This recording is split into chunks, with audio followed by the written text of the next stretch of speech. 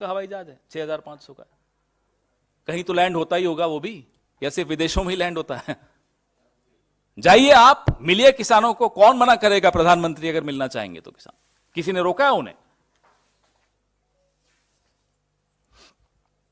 जी बस इतना बड़ा मुद्दा।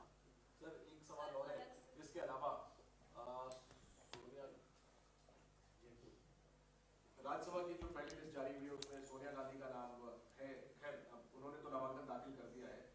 इसको लेकर सवाल उठ रहे हैं कि पिछली बार उत्तर प्रदेश में सिर्फ एक सीट रायबरेली कांग्रेस जीती थी, जिसे सोनिया गांधी जीतकर पहुंची थी, तो उन्होंने आखिर लोकसभा चुनाव से पहले राज्यसभा का रास्ता क्यों चुना सदन जाने के लिए? भाई देखिए, सोनिया गांधी लोकसभा चुनाव से अलग अलग राज्य, हमारे कई राज्यों से प्रस्ताव पारित होकर दिल्ली आया, भेजा गया खड़गे साहब को कि सोनिया जी को हमारे यहां से राज्यसभा में मनोनीत किया जाए। अब हर राज्य में तो सोनिया जी को नहीं भेजा जा सकता था, लेकिन मांग कई राज्यों से आई। और ये मैं तो पर्सनली इसलिए खुश हूं कि मेरे राज्य राजस्थान से अगर सोनिया जी राज्यसभा से आ रही हैं तो हम सबके लिए इससे बड़ी खुशी की बात हो नहीं सकती। राज्यसभा क्यों, लोकसभा चुनाव से पीछे क्यों? आपको मैं 1964 से 1967 की बात करता हूं, थोड़ा नीचे कर दो उनको। 1964 से 1967 में इंदिरा जी राज्यसभा में की सदस्य थी, जब वो आईएनबी मिनिस्टर बनी थी। तो ये तो कमाल का सवाल है। तब तो किसी ने नहीं बोला कि भाई आप राज्यसभा में क्यों, लोकसभा में क्यों। उसके बाद वो लोकसभा में आई।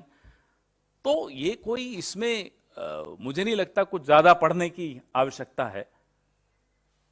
लगातार कई चुनाव वो जीती हैं, कोई चुनाव हारी नहीं, लगातार जीतती चली गई।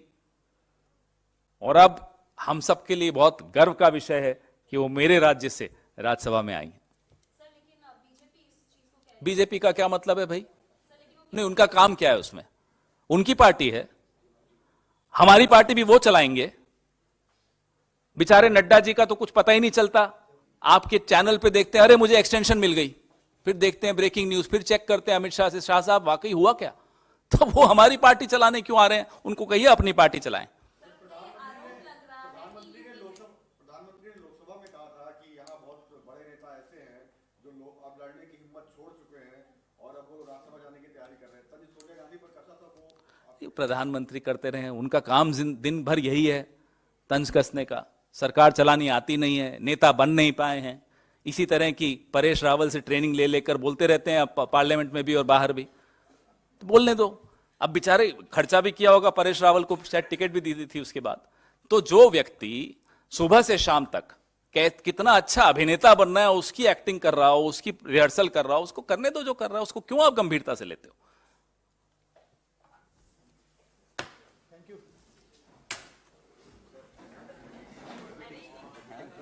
मैं आपको भेज रहा हूं, अब भी भेज रहा हूं, मैं ये इनको भेज रहा हूं।